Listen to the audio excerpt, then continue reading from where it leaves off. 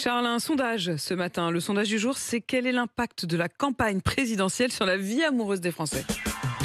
Ouais, grand sondage IFOP pour le site de rencontre Glidden qui tente de répondre à cette question. Pourriez-vous coucher ou même vous mettre en couple avec une personne aux idées radicalement opposées aux vôtres? Passionnante question. Oui, je sens que Manu a envie de témoigner, mais laisse-moi développer un peu.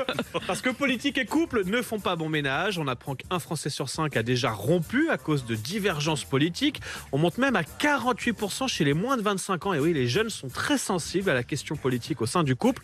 Plus largement, un Français sur deux a déjà évité de parler politique avec son ou sa partenaire. C'est le bon sens, ça permet d'éventuer une potentielle prise de tête. Et puis la politique s'invite désormais dans la séduction. Un homme sur 4 admet avoir déjà dissimulé ses convictions politiques pour draguer. On se demande quelle conviction politique il a dissimulé du coup. Je sais pas, mais j'ai quand même découvert dans ce sondage désormais l'existence, tenez-vous bien, du woke phishing. C'est le fait pour un homme de faire croire qu'il est progressiste, féministe, sensible au combat LGBT, uniquement dans le but de séduire. Le woke phishing, c'est génial. Oui, c'est nouveau, c'est dire oui, moi aussi je partage tes causes et tout ça, ça m'intéresse beaucoup alors qu'on n'en pense pas. Mais oui, je ferai la vaisselle moi aussi. Ça, on se rend assez vite compte en général que c'était un fake. Et puis il y a les candidats épouvantails. Ouais, par exemple, 7 Françaises sur 10 refuseraient de se mettre en couple avec un partisan d'Éric Zemmour. C'est le candidat qui suscite le plus de rejets chez les célibataires. Suivent Marine Le Pen et Jean-Luc Mélenchon avec environ un Français sur 2 qui ne pourrait pas tomber amoureux d'un de leurs partisans. Ça semble assez logique en fait. Les idées les plus radicales sont aussi celles qui effraient le plus.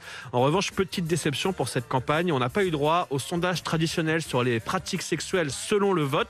Par exemple, en 2012... C'est un sondage traditionnel, ça. Ah oui, on a eu le droit en 2017 et en 2012. En 2012, l'IFOP avait sondé des milliers de Français et on avait appris que le nombre moyen de rapports sexuels était sensiblement plus faible chez les électeurs de François Bayrou que chez ceux de François Hollande ou Marine Le Pen, ou encore que la fellation était une pratique plus répandue chez les femmes de gauche que de droite.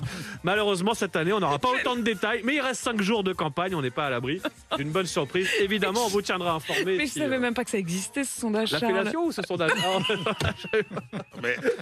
Ce sondage, ici, il a existé en 2017 et en 2012. Charles, ce matin, qu'est-ce qui vous arrive? Je sais pas, c'est le climat. Est-ce que c'est redressé par l'âge, la catégorie sociale, je te transférerai sur ton mail tout le détail. etc. T'inquiète pas, Manu, on peut en parler des heures à la machine à café si tu le souhaites.